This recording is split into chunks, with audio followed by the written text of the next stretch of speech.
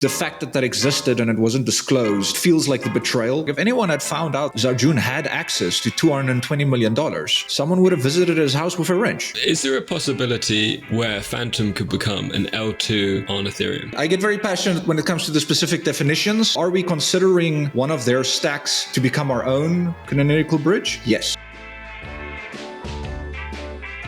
Well, ladies and gentlemen, welcome to The Scoop. Thanks for joining us. I'm the host. Frank Chaparro, editor-at-large at The Block, and we're also joined with my colleague Tim Copeland, who is an editor at The Block as well. He published a piece a few weeks ago, Multichain ceases operations as CEO sister is detained in China while holding $220 million of funds. So this has been one of the bigger headlines that we've been tracking here at The Block. And of course, also on the other side of the mic are our guests, the perfect pair to unpack this story. We're joined by Fantom Foundation Director Andre Cronje and Fantom Foundation CEO Michael Kong. Maybe before we dive in, Tim, you can kind of walk our listeners through the story very briefly.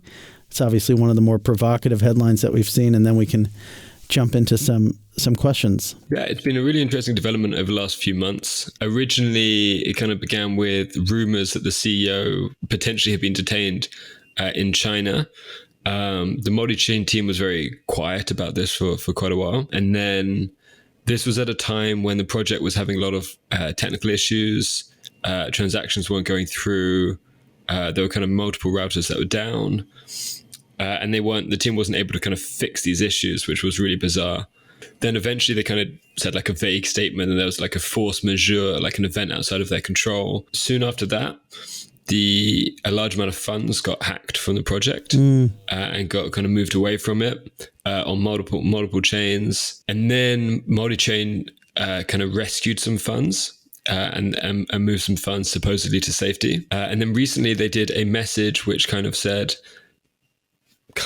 they revealed everything. They said, yes, the CEO had been detained. They had been out of contact. They said that they did manage to fix the technical issues during that period by getting access to the CEO's computer.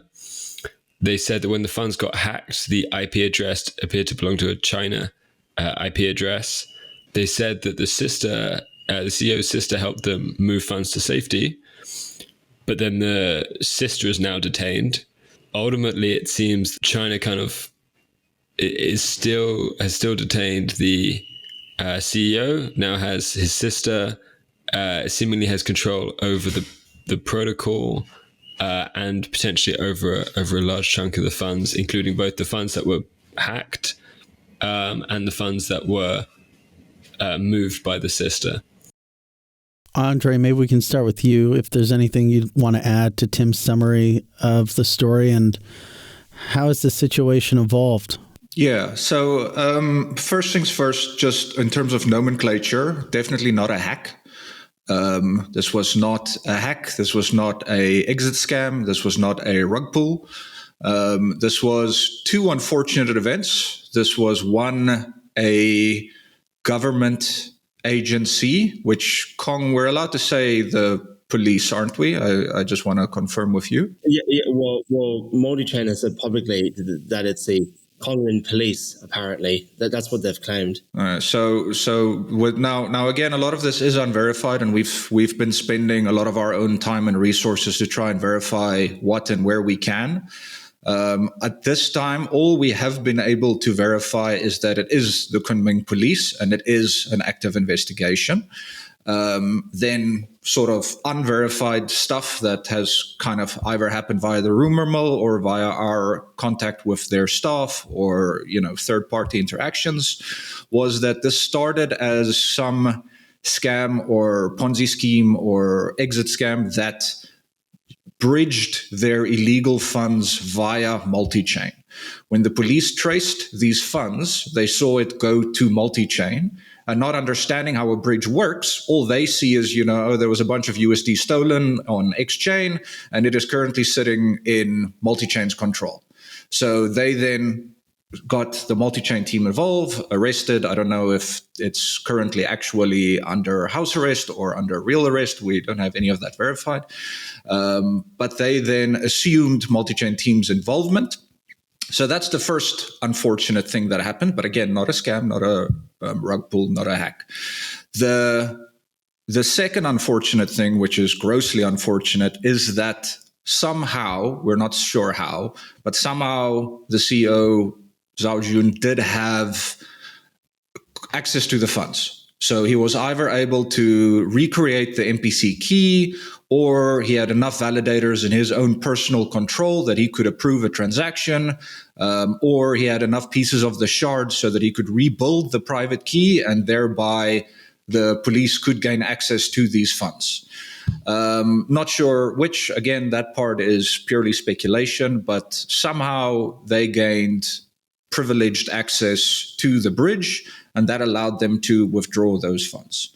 I'd say those are the really two only major qualifications I would have on the current thing. Everything else is rumor mill. One thing I would also like to add to what to Tim's summary is that between like some of the routers for Multichain going offline and around late May 2023 and the so-called force majeure event that Multichain reported on, and the first significant movement of funds from Multichain to external wallet addresses on the 7th of July 2023, is that Multichain, essentially reassured people that the service was safe. And that basically from their actions, because not only did they keep the bridge running when they could have turned off the bridge or warned people to bridge off, especially since apparently they knew that the CEO had ultimate access to all of the funds. But in fact, they even repaired the routers that you mentioned, Tim, like went offline for a number of different chains. And so the analogy I kind of like to use is, you wouldn't get into a car that you believe could, blow up at any moment, right? But you would get into a car as a passenger if you believed that the car was, safe and that you could use it to drive from point A to point B.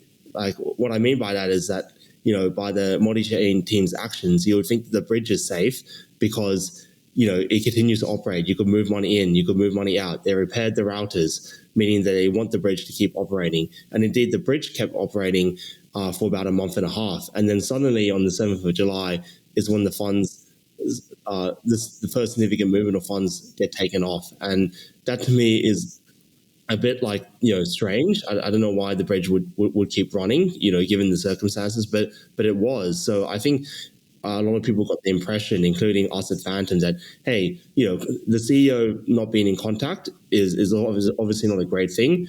But, given how the MPC nodes is supposed to work and confirmation is supposed to work, it seems like that the service can keep running regardless of whether the CEO is around or not. But obviously we were mistaken about that. But that was definitely the impression that we were under. And I think basically all of the multi-chain users were under, and other chains as well. And a significant amount of their team as well. Michael, can you provide maybe a bit of background on Fantom's relationship with Multichain, how it began, and maybe what initially attracted you to the platform? I think Andre is probably better to answer that question since he had a earlier relationship. Sure. So we, just when DeFi was really getting going, there was a necessity for assets to be able to move between blockchains. At that time, this is now late 2020, early 2021. Only Multichain existed as a bridge. So we had two choices at that point in time. One is we could try and build our own bridge, something we don't have expertise in. And it eventually would have just been a multi-sig. So, it comes with its own security risks, etc. Or the alternative was, hey, let's give this responsibility to someone who specializes in building bridges. At that time, Multichain was, AnySwap back then, they were really the only name in the space. Their MPC tech, has become a standard in a lot of the MPC technologies. A lot of their research, was co-developed by a bunch of really well-known security names. So it checked all the right boxes. Our engagement with them really was that. And you got a lot of assurances. A lot. a lot. Yeah, can you expand on what some of those assurances were? Yeah, I just want to finish off how we, like a lot of people think Fantom is very actively involved with multi-chain. So what happened is back then when we had asked them to deploy their bridge on Fantom, back then they were AnySwap.exchange, I think, and their UI was horrible. Like it was overly complex. It was very hard to figure out how to actually swap assets or how to bridge stuff. So what we did is we made our own website, multichain.org, and we made it like a Uniswap style interface where, it's just chain asset and you just swap to the next thing. They liked that. They asked us if they could take that over from us. We gave it to them. They rebranded. But that UI and the contracts that went with it, that was the extent of our relationship. On that as well, one thing that has been hard is like Fantom has taken a very large brunt of sort of the negative press here, and like we are affected. We do have TVL impacted, but there's 25 chains impacted in this. I mean, multi-chain was deployed across the entire ecosystem. Of the $220 million in TVL that is sitting in wallets controlled currently by, we believe, the police. Of that, our number is about 60 million. Now that's obviously still an astronomical number, and that's why we're doing everything in our power to try and help the users that ended up losing those funds or rather currently not having access to it. But it's not just Fantom. I mean, Multichain was a huge organization, integrated everywhere, backed by some of the biggest supporters in the space. So it's a very different situation. Then jumping back to your other thing on the assurances, Two major things. Well, when we initially started with them, there was two main things, right? Thing number one is the MPC protocol itself. How secure is it? And at that point, there wasn't any formal verification or any kind of stuff like that. But there was the published research by someone who I thought of very highly at the time, still do, Stephen Goldfeeder, who, he went on to start their own thing. But he helped Zhao Jun and them actually develop that protocol, or they helped him. I'm not sure how that relationship was. But, that was a very strong, solid tick for us. And then the other thing was in terms of access to the validators, who actually ran them, who had control of them. And that, they had assured us at the start was independent team members and independent locations. Hindsight, wish we had verified that independently, because it seems it was all run on one AWS. But, when we spoke to the team, they said it's independent. Different team members, when you go into their docs, it says that these are run by different organizations in different geolocations. And the thing is, like obviously when something like this happens, you spend a lot of what ifs and a lot of hindsight 2020. And I try to think, what else could we have checked? What else could we have verified? What else could we have, had third party, some kind of proof for? But even if we had, it's not hard to prove that validators are in different areas, even if they are actually in a single place. You need a VPN and a secondary account. It's not like the extent of that backdoor means they would never have disclosed it. And I think that's the big thing. Like just the fact that that and it wasn't disclosed feels like the betrayal, if I can call it that. I don't know if I should call it that, but that's where, because if we had known that there was any kind of backdoor other than the validators needing to agree together, there's no way we would have asked any of the dApps on Fantom to use those assets, or we would have told them as toxic assets, you need to stay away from them. So I think that was the big thing, So I mean, 99 assurances, but it doesn't matter if there's one backdoor that no one knows about. Yeah, that's a fair point. Obviously, Circle and Tether had frozen over 65 million in assets tied to the attack. Can you unpack maybe what discussions with those two entities have looked like? So we didn't open the police cases that were provided to them that got them to freeze the assets. We have actually been trying to work with them to try and find out who did it, so that we can work with those people to try and then sort of go the multi-chain route. Because a big problem we're currently facing, is locus standi. It's like proving how much of those assets are ours and how much rights do we actually have to ask questions or get involved. So we're actually trying to track down who are these big users who had these assets frozen so that we can get them engaged, because they definitely have an interest and they are definitely able to stop this. But something like the Fantom token itself, that wasn't handled by Multichain. So like there was no damage on that side to us. So we weren't involved in those chats. We wish we were, because we actually are currently trying to track down those people. Mike, I don't know if we've discovered anything else along since, but I think that's last I heard. Just to go back about like what happened with the freezing and why we think that it indicates that what has gone on Multichain is not some sort of hack or rug, right? Is that, in a typical like hack or rug, you would often see the funds suddenly move very, very quickly across different wallets in order to obfuscate the funds and make sure that the funds are not frozen, right? So in typical hacks, you would see like abnormal movements out of a wallet, and then it would be, tumbled, it would be laundered, it would be converted to different assets that would like not be able to be frozen. It would be like hard to track, right? Because people know that the blockchain is public, that you can see transactions going in and out. And so as a hacker or a rug pull, what you want to do is be able to get access to the funds yourself, right? And not have people realize that you have access to the funds. Otherwise, like the police and stuff will come after you, right? They'll be able to trace it to you. What happened with Multichain is that when you look at the transactions, say like on the 7th of July, to my knowledge to this day, they've literally just moved from the Multichain smart contracts or system to these 6 or 7 external wallet addresses, right? And they're just sitting there, right? They haven't moved. They're just sitting there, and it's very easy to trace it because it's just like a single movement from one wallet to another.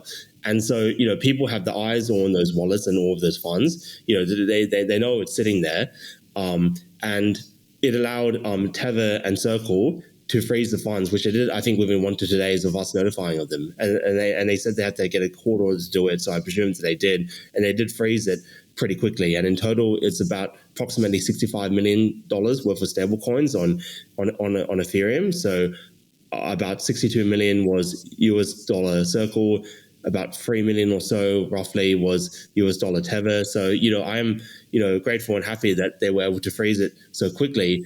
But it just demonstrates that, it's unlikely to have been a rug, because no like decent or half, smart rug pull or hacker would just move those funds and sit it there for days, allowing it for the opportunity for it to be frozen. So that's basically what happened around the freezing of assets, which is good, because obviously it means that if it's taken by nefarious people, at the very least, that it can't be moved and can't be used.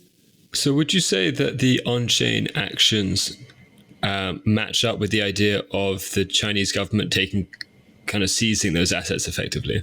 I believe so, because it makes sense in the context of, the assets aren't stolen by someone. They're confiscated or they're frozen by the police, pending some sort of investigation or case that's going on. And what we're trying to figure out is what exactly this investigation is, if it really is the case that Andre outlined, which is what Multichain have initially told us, or, if it's something else to do with, like fraud or some other suspicion or something like that. So that's what we're trying to figure out ourselves and really start from there, because ultimately what we're trying to achieve, talking to the police, is to tell them that, hey, a lot of the assets that you're holding, don't actually belong to Chinese nationals, and they're not involved in some sort of fraud or what they call in China pyramid selling, which is Ponzi scheme activity, that it's legitimate use of funds owned by legitimate foreigners, right?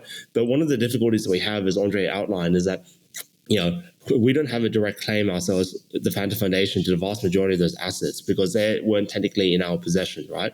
So what we have to do is, I think, involve other parties who we know lost a lot of money, and say get their approval to maybe represent them when we're talking to the police. So that's one of the difficulties that we're encountering. But we definitely want to know the police that, hey, these funds belong to all of these users. Here's the proof that we own it, and basically put a claim in is sort of the idea. But first of all, we want to figure out what exactly this investigation is is going on, because so far at the moment we've just heard rumors and this and that, but we need more official confirmation. Okay, and how long do you think this will take to play out?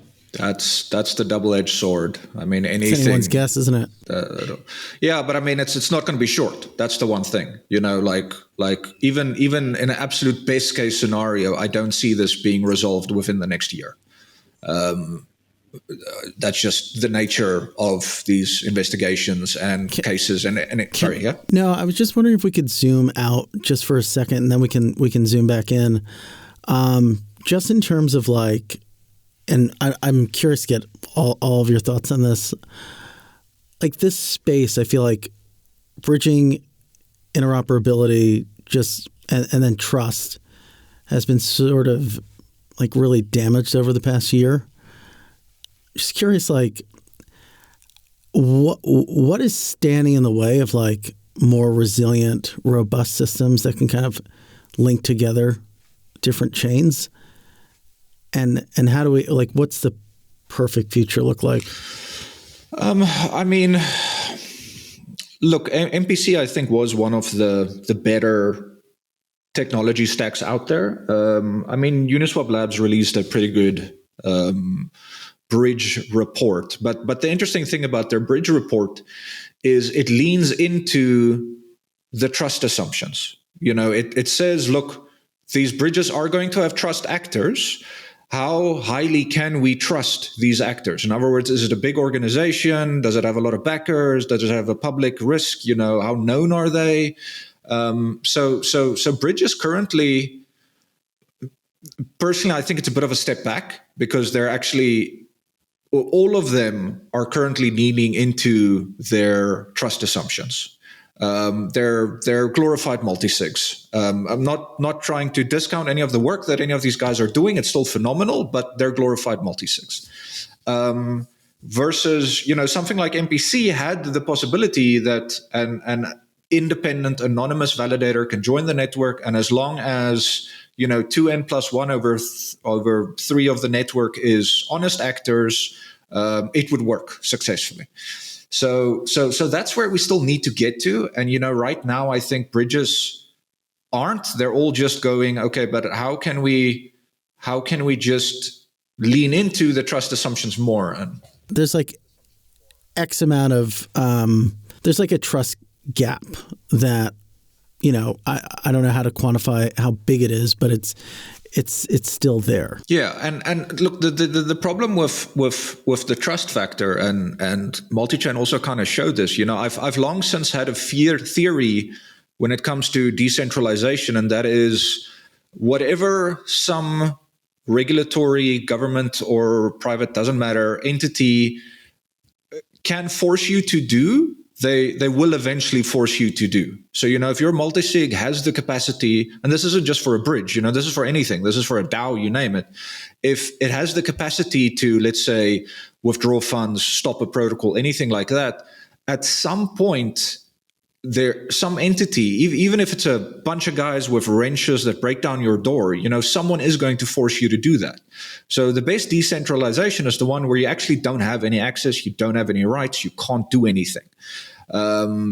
Obviously, that's also very, very scary, because, for a lot of new protocols, I mean, I've also firsthand seen that backfire where, I've deployed something where I have absolutely no controls on it, and then something bad happens, and then you're just like, nothing I can do, which in it is also horrible. But you have to walk that line between, at the start, I'm going to have some controls to make sure it's safe, but I'm going to try and get rid of that as quickly as possible to make sure that we're safe. Because I mean, even if the police wasn't involved, right? Like if anyone had found out that Zhao Jun had access to $220 million, someone would have visited his house with a wrench. It's just that straightforward. So like there's also, personal safety issues for the guys connected to these keys, to these multisigs, to these signers, to these validators, whatever they are.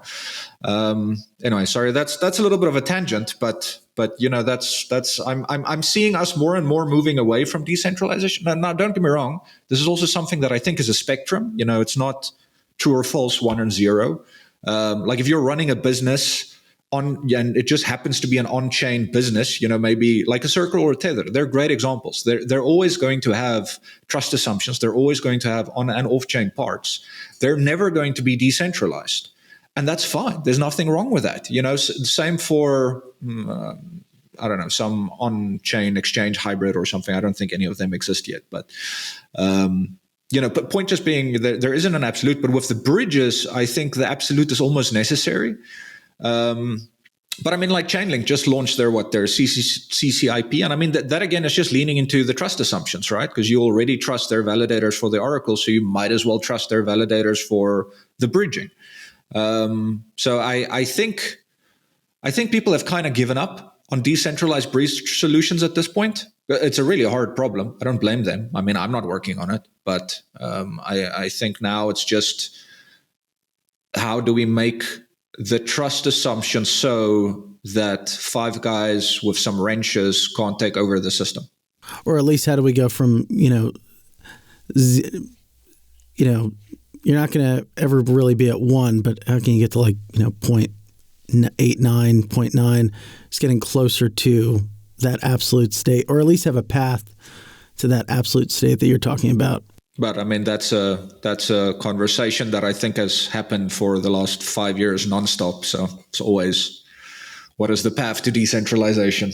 One thing I wanted to, like Andre mentioned, in terms of the length of the investigation, it's going to take, in our opinion, probably at least several months, maybe a year, right? That being said, what I've been reading about in China is that, it's really, really quite unpredictable, right? So, we don't want to get our expectations up. We want to keep it kind of grounded based in what is likely to occur, right? Which is, if it gets resolved, it could take several months, 2 years, I mentioned before. But at the same time, when someone isn't charged in China, but they're just under investigation, which we believe is the case with Zhao Zhen and possibly, another engineer or so, given that there's been absolutely no reporting and confirmation of any sort of arrest, just a detainment, it means that practically at any time, Zhao Zhen or other multi-chain people could be released. I'm not saying that it's definitely going to happen, or it's going to happen tomorrow or next week or at all, but it's definitely a bit unpredictable in that in some cases people would just get released at random or seemingly random times. So that could also occur, but at the same time, I don't want people's expectations to be raised by that. But I'm just saying that in this current situation, we still want to find out more information, because it is, usually, the longer that someone is detained for, the more likely they are going to be charged with something. But it also is fundamentally unpredictable. How much does this affect kind of the Fantom ecosystem, and then also the perception of the Fantom ecosystem? Because obviously there's a lot of tokens that were created through the Multichain protocol, and it was a significant amount of TVL, and it was widely used amongst the kind of Fantom ecosystem. How much does it impact? I mean, obviously the people that lost funds are heavily impacted, but it feels bad to say, but it's more reputational damage than anything else at this point, because we're kind of just dragged along with Multichain, even though we don't have a direct association with them.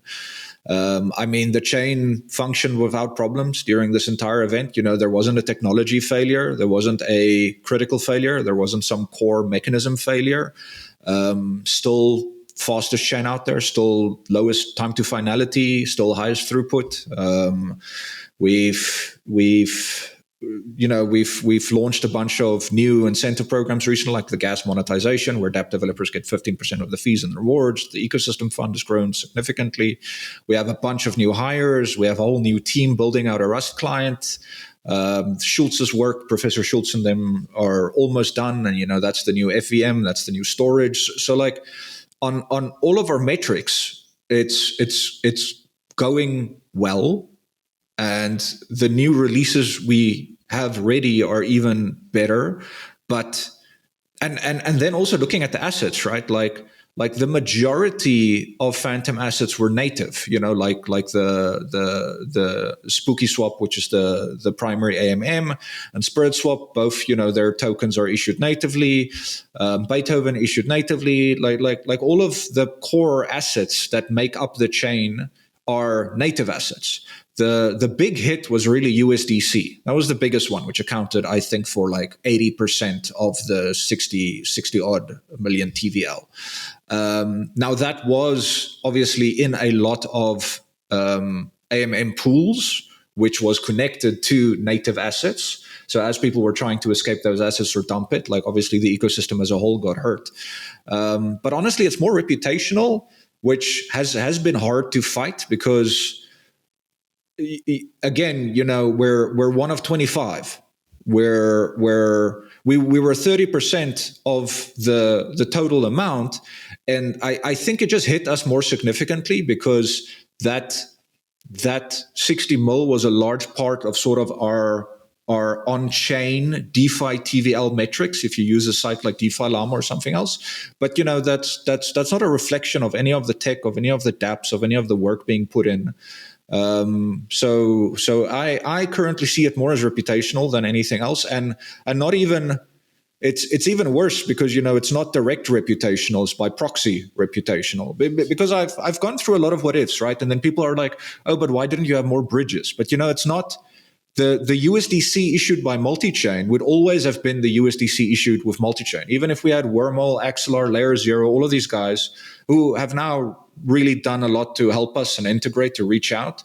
But, people aren't going to use Axelar USDC because in Spooky Swap, where they're getting their incentives, those incentives are on Multichain USDC. So what's the asset they're going to bridge over? So even if we had pushed for more bridges, it wouldn't have really mattered because the dApps are still onboarding the assets. Now, I'm not trying to shift the blame to the dApps. Obviously, they use the assets they see the foundation use.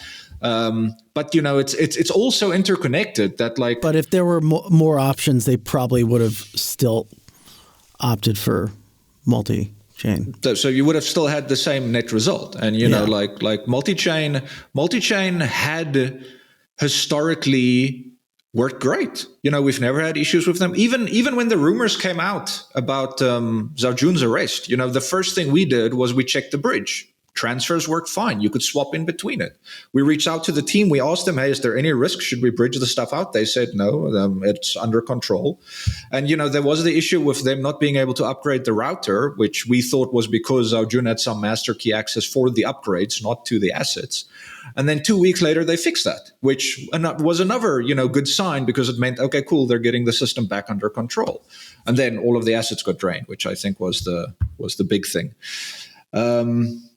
Anyway, again, sorry, I digress a lot, but I think it's more reputational by proxy. So for now, there's really two paths. The one path is we keep doing what we were doing in any case. It hurts a little bit because like a lot of our good news is obviously getting droned out just because of the multi-chain events, but our motto has always been we keep building no matter what, so we just graft forward. And then on the other path, we try and do everything in our power to get these assets back. And we're considering stuff like, once we know more about what's actually happening, so for example, if we know for a fact that those assets are recoverable and they're with the police and it's a parallel investigation that isn't directly related to anything Multichain did, we're willing to go as far as to have like the claimants sign over their rights to us. We pay them out so long and we carry the time risk until, eventually those assets are returned. But again, that's all reputational. It's not, there's nothing internally, nothing in our dev roadmap has changed. Nothing in our, marketing or our BD has changed. It's really just been the legal team that's been a lot busier than usual. So what are you doing right now to kind of remedy the situation? Yeah, it's essentially what Andre and I have already been talking about. But we've engaged with quite a well-known law firm that's based in Asia, including in China. And we're working with them, to try and find out more information via the contacts they have in China as to what has been going on, right? And they did get information that there is an investigation going on, by the Kunming police and they are going to be asking the police like a lot more questions about, the nature of investigation, and to start notifying the police that, the money that's being held, if it indeed is being held there, is largely owned by, as I mentioned before, like foreigners, not Chinese nationals, and isn't engaged in any, dodgy behavior, if is like what the investigation is about, right? So, we're spending our own money in terms of, fees and time and effort to help solve this, not just for, the Fantom users, but for all the multi-chain users as a whole.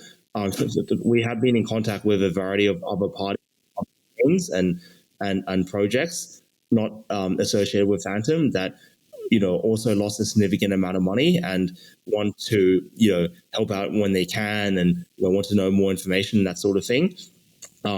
We also have been in contact with a few team members of the multi-chain team, and been trying to get information from them as best we can. So, that's what we're really focused on right now, specifically around the multi-chain situation. And, once we have more information about what has actually been going on, we can make a few better decisions a bit down the line, as Andre just outlined. Okay, and is there a possibility where Fantom could become an L2, a layer 2 network on Ethereum?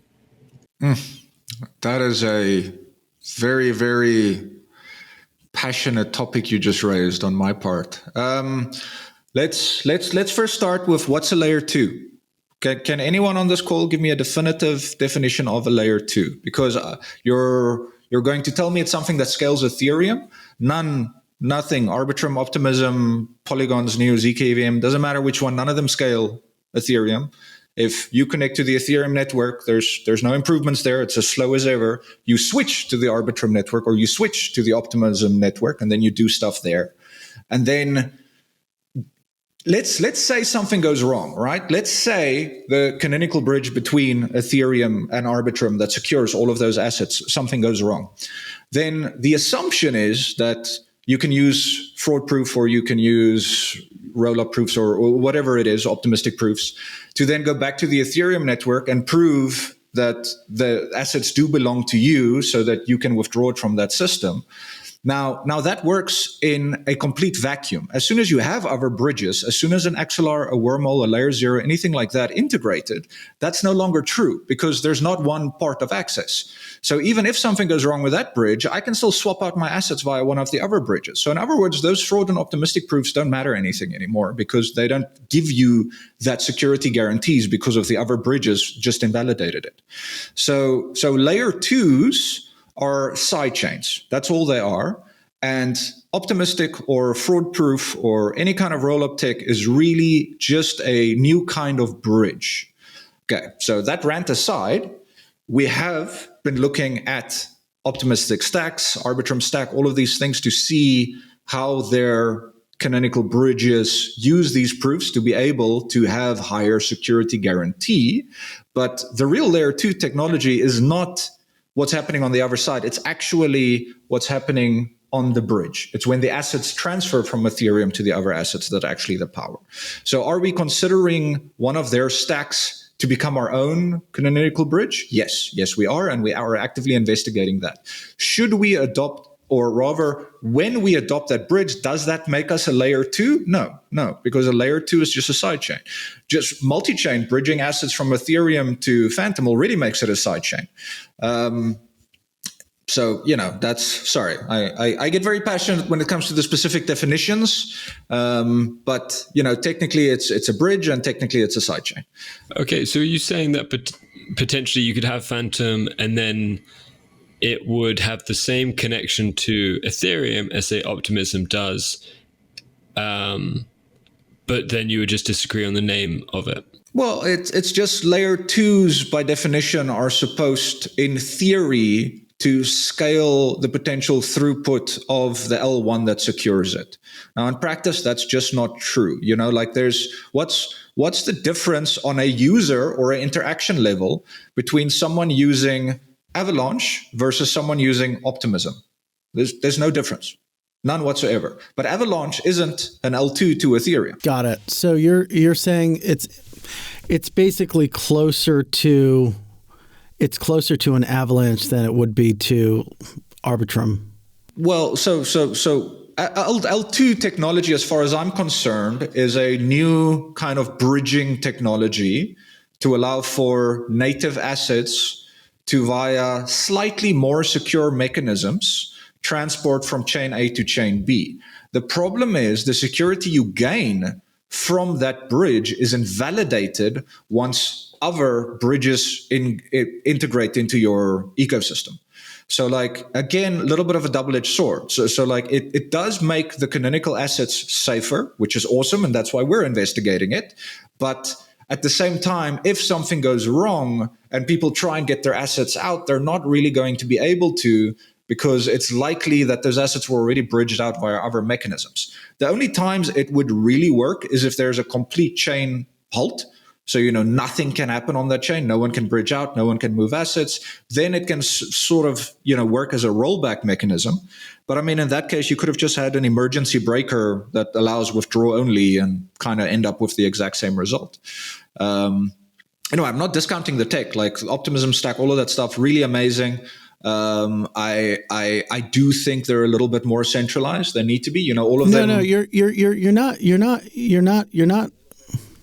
you're not necessarily disagreeing with the tech. I think you take issue with maybe the way in which people categorize it. It's the narrative. It's not the tech. And that's been my issue with a lot of things in this space. It's the stories people try and tell to make things sound a lot fancier than they are. That doesn't discount how good the tech is. But, it's good enough that we can call it what it is. It doesn't have to, have new names or new narratives. One thing I also wanted to mention about these so-called layer twos, right, is that the reason why they're able to execute transactions faster and with lower transaction fees compared to, say, Ethereum, right, is because they're simply been trading essentially security for performance, right? So the reason why Ethereum is so expensive is because it requires a lot of computation to confirm a transaction, right? And there's limited space, there's limited throughput, scalability, etc., right? I mean, what these so-called layers 2s do, which, as Andre has pointed out, are essentially just layer 1s that bridge to another layer 1, i.e. Ethereum or sidechains, are that they just confirm transactions in a much more centralized manner, right? So you simply just have fewer validators validating the transactions, and you have single points of failure, right? And so with Fantom, what the key difference is that even if we use the bridging technology to connect to Ethereum and rob assets from Ethereum to Fantom and vice versa, it doesn't change any of the underlying security properties of the Fantom network itself. What we have been interested in from the very beginning and why the Fantom project began was because we wanted to optimize the trade-off between security and performance, right? Which you'll never get as great performance as having just a single database on a distributed system, just because you always need more computation to confirm transactions in a single computer. But what you can do is via various smart techniques at the consensus level, like with asynchronous processing of transactions, or at other parts of the stack, like with the virtual machine and the storage system that Professor Schultz and his team are working on, is that you can optimize the trade-off such that you can still maintain a large amount of security while actually not having as much of a degradation in performance as you add nodes, right? So to be clear, using any sort of ROB technology to Ethereum, what we essentially want to do is just make it a lot easier and secure for people to move assets from Ethereum onto Fantom and to use the Fantom technology. But the Fantom technology in its current form, will be a lot better than it currently is. But, all that technical progress that we've made and will continue to make will stay pretty much the same. It's just a way for us, as Andre mentioned, to get access to more liquidity on, say, Ethereum by using, this bridging technology, which essentially is what the innovation is from, Arbitrum, Optimism, and other so-called L2s. Yeah, okay. And if Fantom added optimistic rollups for Ethereum, does that mean if people were making kind of Ether transactions on Fantom through this, the Fantom network would then need to pay, or is it these users would be paying kind of transaction fees in Ether on the Ethereum network? Well, so there's two different things there. Now, number one, even ignoring Fantom Quick, right? If you're on something like Optimism or etc., and you do a transaction there, and you pay in ETH, you pay in ETH because that network chose that you pay in their wrapped ETH asset. You're not actually executing a transaction on Ethereum, and you're not actually paying in ETH. That's just what they decided is the asset that they use for their fee structure, but it's their rolled up, or whatever you want to call it, wrapped peg, doesn't matter, version of ETH that you're doing the transaction in. Like, that transaction you do is never going to appear on the Ethereum network. So that's thing number one, so it doesn't matter if we use an optimistic rollup as a bridge to bridge assets over to Fantom. Anything that happens on the Fantom network is still happening on the Fantom network. That's why I call them sidechains L1s. The part where, and this depends on which implementation we go with, the part where these networks do pay Ethereum is so in a case of, well, again, it depends on the fraud mechanism and where your data availability is. But let's go with the worst case scenario where, you take a batch of all of the transactions and you write that to ETH. Now, the reason you do that isn't because those transactions are actually happening on Ethereum. You're writing them there so that the bridge is aware of the state of what addresses have what assets, so that then if something happens on the other network, it breaks for some reason and can no longer do transactions, you can then tell Ethereum, hey, the latest states, so my wallet has 1,000 USDC. Here's my proof that it's my wallet. Here's my proof that this is the last state. And then you have, let's say, 7 days for someone else to provide a different proof to say that you're lying. But if no one does within 7 days, I can withdraw my 1,000 USDC. So what these networks do when they pay Ethereum, that is when they are writing these batches or these proofs or these claims to the Ethereum network. It isn't actually required for the bridge to function, and it's got nothing to do with the actual transactions on the layer 2. So I think it's just important to have that differentiation. So in Fantom's case, let's assume we go with a full transaction history, full data availability on Ethereum. Then yes, whenever we want to write a snapshot to Ethereum, which is configurable by our bridge, let's say once a day, we would write the snapshot of the current account states to Ethereum, and that would be paid for in ETH because that's written to an ETH smart contract. But that's like a fallback mechanism at best. It's not actually required. And why did you make the decision to kind of return to Fantom at the end of last year? Well, so my distance from Fantom was only from a public perspective. I was receiving so much bad press at that time that I thought it would negatively impact Fantom. You can chat to anyone in the organization. They all know I was still there. I was still working. I was still doing my day-to-day.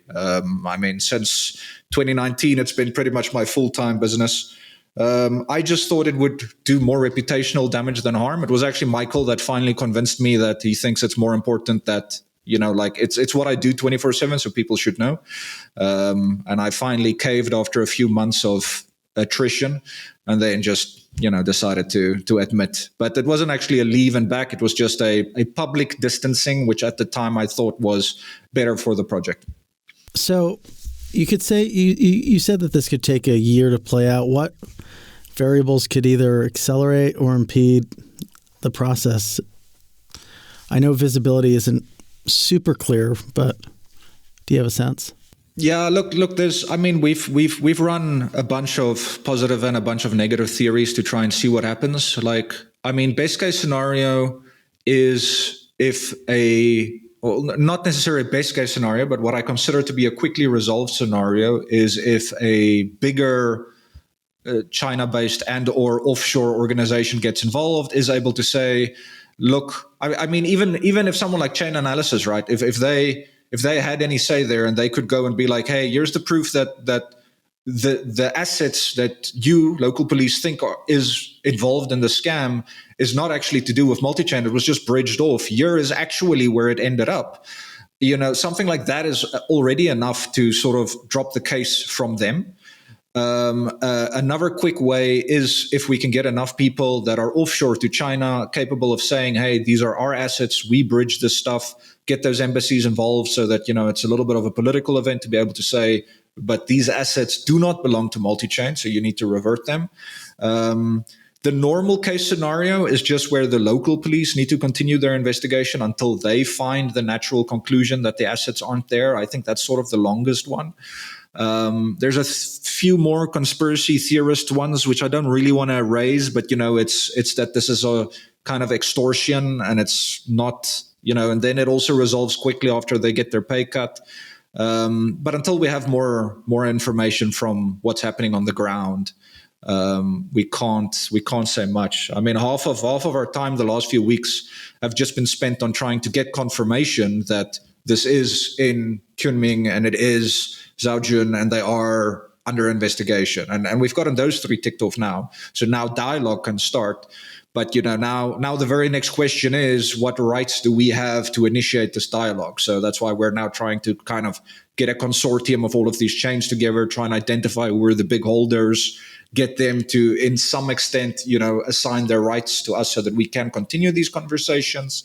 But, it's a very different world. It's not a tech problem. It's not in some ways, I'm going to feel very bad saying this, but in some ways, like a hack or exploit is actually easier because then we can talk to a black hat or we can talk to white hats or we can negotiate.